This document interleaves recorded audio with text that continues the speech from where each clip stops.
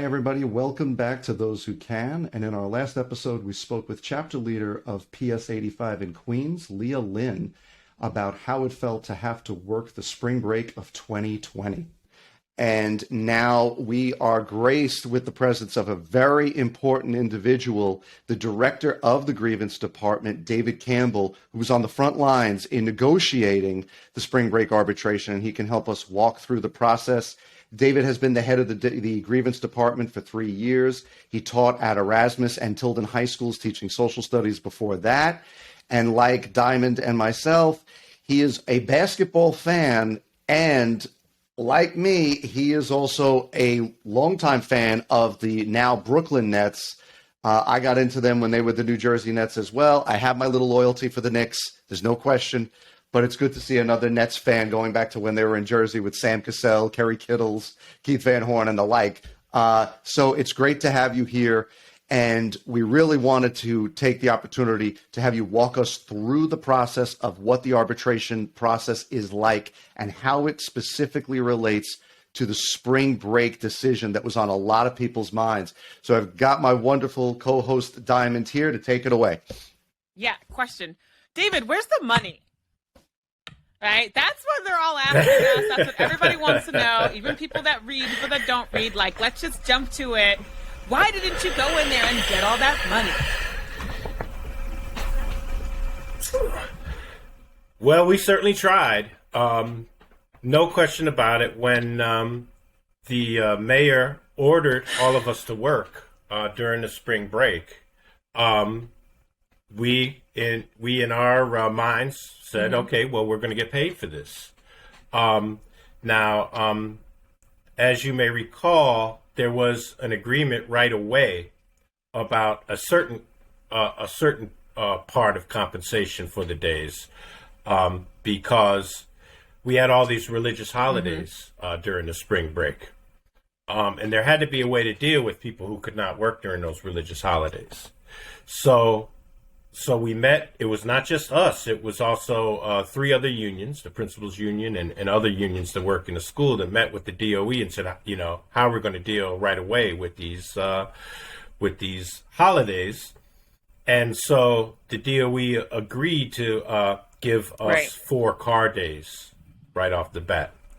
All right. And we looked at that, and it was part of the agreement, the signed agreement, the MOA that came with those 4 car days, that we were going to seek additional compensation.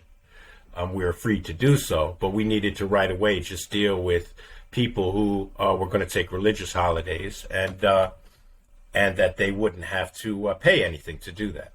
So right away we got the 4 car days, but we worked 7 days, and 4 car days is nowhere near enough compensation. However, the grievance process was closed at the time, so that caused quite a delay. And it was closed because we had an entirely new school system with the pandemic. Initially, we were, all working remotely, and just as a reminder, everybody did work remotely during that spring break.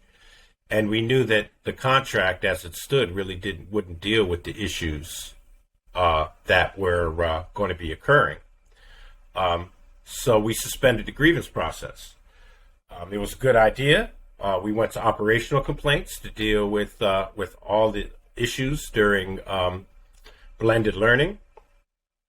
And the grievance department actually worked very hard with Debbie Poulos, who runs the contract empowerment department, to deal with all of these operational complaints. And we settled a lot of them, and a lot of teachers got a fair amount of money for working both blended and in person during that period of blended learning. So the negative aspect of that was we were not able to file a grievance for the money until we reopened the grievance process. So that was part of the delay in the arbitration coming into effect. We filed the grievance to get paid, to get compensated for the spring break the first day we could, which was July 1st, 2021 when the grievance system opened up in entirety. I just want to jump in and ask David a question. Yeah. All right. When did the arbitrator actually say, you're not going to get your money? Did you anticipate his answer and have an alternative ready to go? Or did you have to craft it during the actual arbitration meeting? Good question. We were single-mindedly focused Say that on again getting for the people money that didn't hear for you. this. We were single-mindedly focused on getting money, and in fact, what we wanted was, Sure. pro rata pay. Everybody's salary, prorated for the work that they did. And we had two precedents that spoke, we thought, directly to this. One precedent had to do with when teachers teach after-school classes, and these classes are for credit. Previously people have been just paid per session for that, but that was wrong. Per session can't be used for something that is your regular work. So we had won that several years back. That people who teach after-school classes get pro rata pay. And we considered that equivalent to what was going on here. We also had the precedent of a UI CSIS award, where teachers were ordered to do CSIS work outside of their work hours. And we got pro rata pay for those. Yep. Yeah. So we were armed with these precedents, and we're fully arguing that teachers should, not teachers, all staff members should get paid for the work that they did during this time. We did understand that there would be some resistance to that, because that's going to be a very, very huge check for the city. But we were ready for arguments, and we felt that there was that was the right way to go. We had a preliminary meeting with the arbitrator prior to the scheduled arbitration date with the DOE, and discussed the issues. And the arbitrator made it very clear at that meeting that he was not going to tell the city what happened to in the write meeting. a massive check.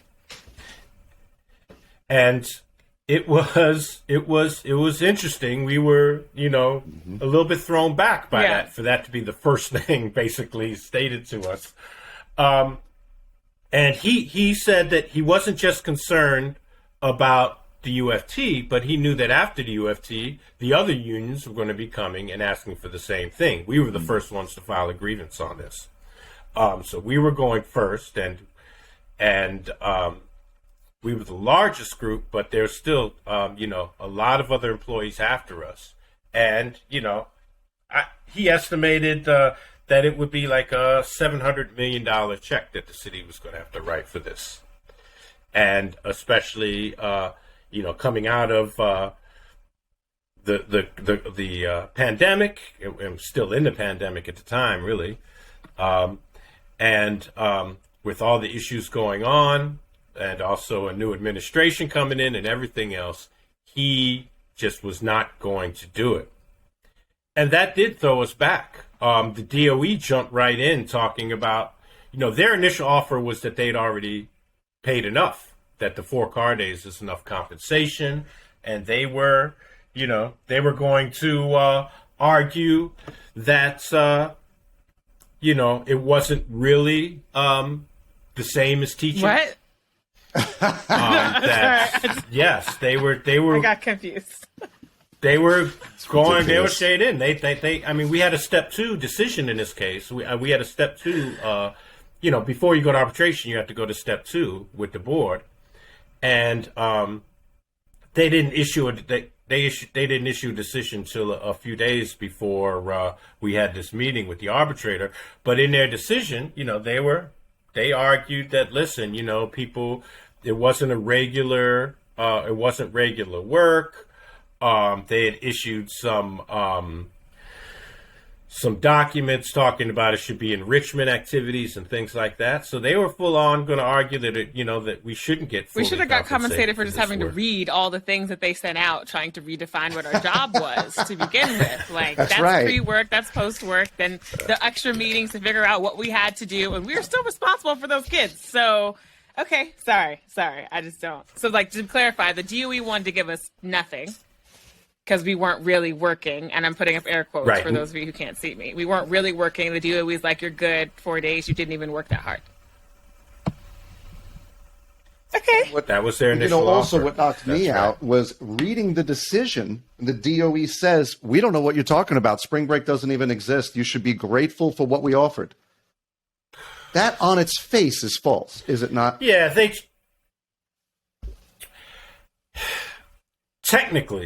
Technically, spring break is not mentioned. Do you think it should be heading into contract. negotiations? So, because we have I don't the precedent? think it needs to be. No, I don't think it needs to be. We've established it. Yeah, and there's other things that aren't. Everything's not mentioned in the contract. That's right. Break we have. It just so happens that the February break is mentioned because of how the February break came about. I don't know if you guys were working during that time period. February. That goes back a ways. If you want to, that's if you a whole tell our nother members, story. our listeners. That goes Oh boy, yeah. And I was, I think I was only like a teaching for 2 or 3 years at the time, but that was during a major fiscal crisis in New York, and I can't be 100% accurate about what happened, but basically we agreed to delay raises, and as part of the agreement, we established this February break that we would have thereon. So that had to be something that was included in the contract at that time. And then the selective amnesia. Our basic So that February break isn't just another 7 days to celebrate Black History Month. It was the actual negotiated for fiscal reasons. Got it. Yeah, I mean, it's more, some people call it President's Week, because we did have Washington's birthday off and Lincoln's birthday off, and so then there were, often 2 days that we take off during that week. So Got it. Thank you. Do the whole week. Yeah, that's a side note. But the truth is, we have. What we're basing it on is the fact that every year we have a calendar that is negotiated. That the UFT participates in and puts in suggestions for. And once that calendar is finalized, that basically becomes the contract. That's our work year right there. And any work that we do in addition to what's stated in that calendar, in our position, we have to get paid for. And that was our basic argument, was based on the established calendar for the year. The established calendar had spring break in it, as it had for years and years and years and years. And so the fact that spring break wasn't mentioned in the contract was really of no issue for us. But we certainly tried to run that argument, but the arbitrator. But I just love Greg's question, because that also teaches me, and I think the other members, about how the calendar, like you just said, is a contract that is also negotiated.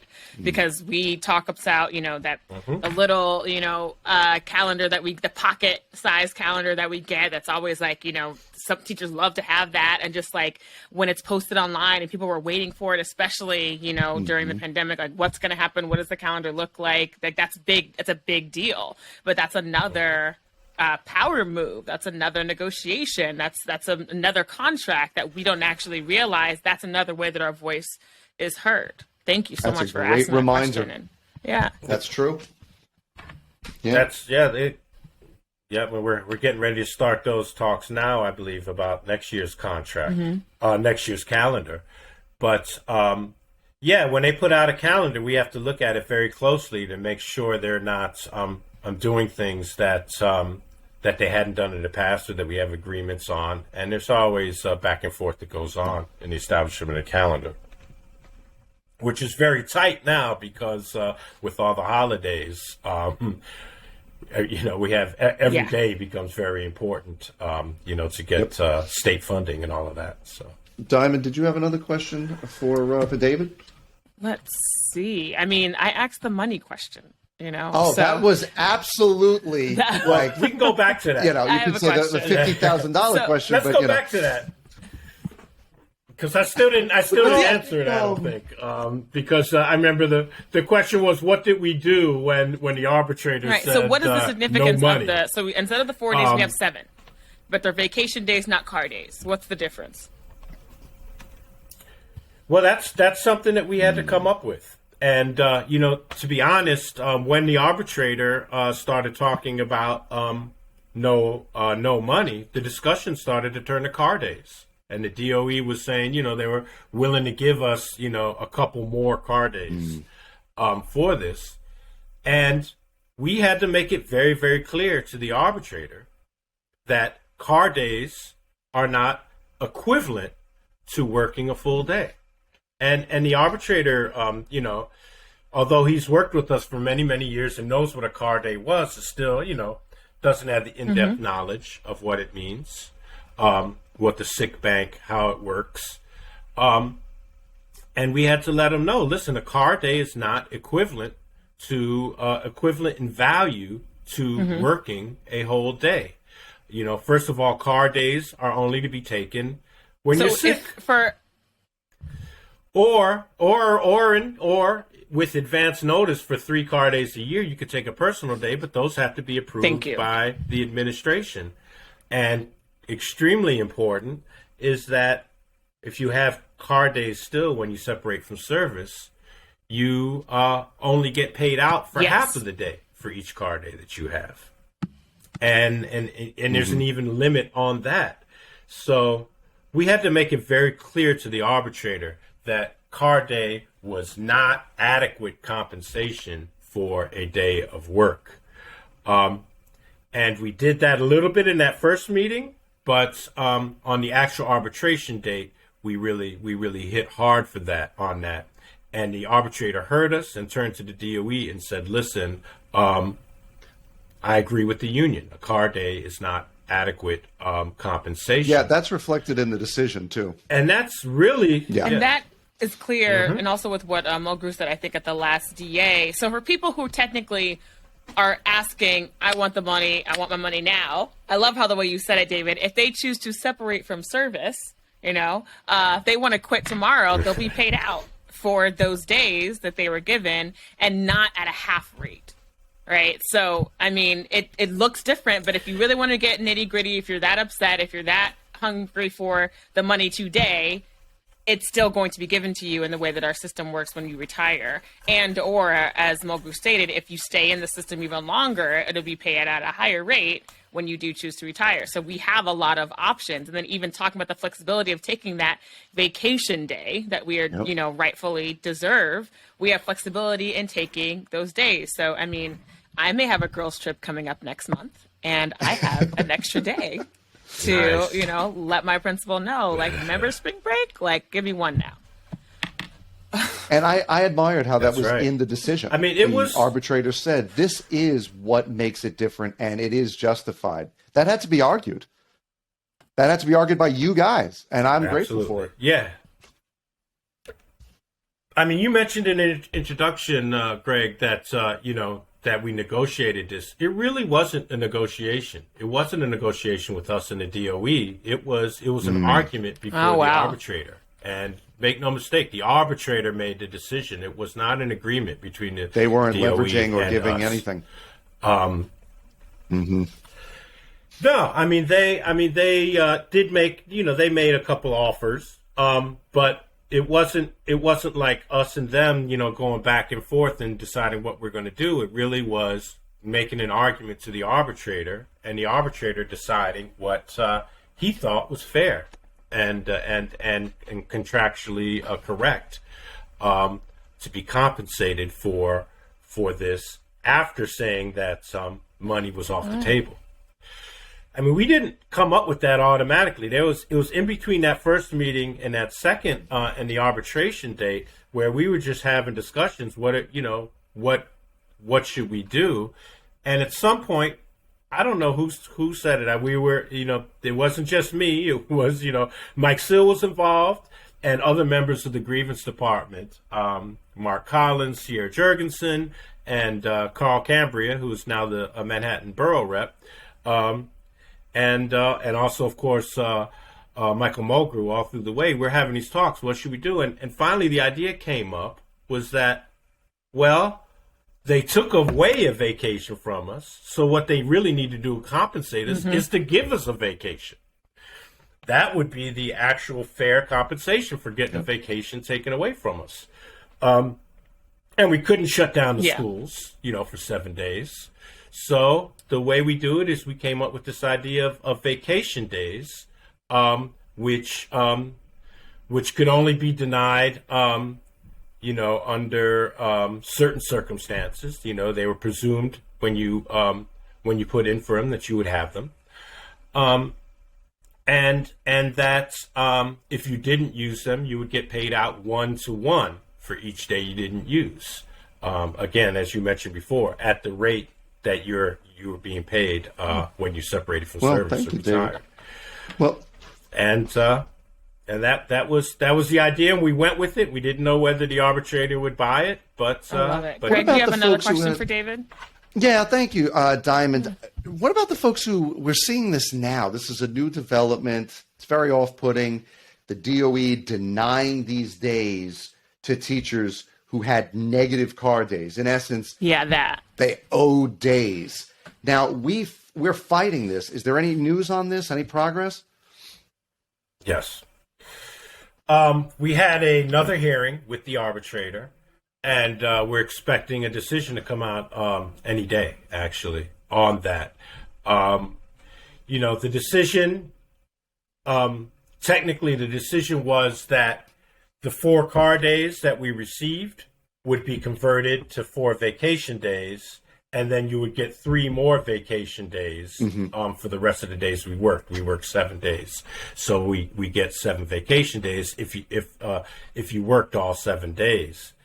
And the DOE, after the decision came back, and the way they implemented it was that, well, if you don't have 4 car days, we can't convert those car days.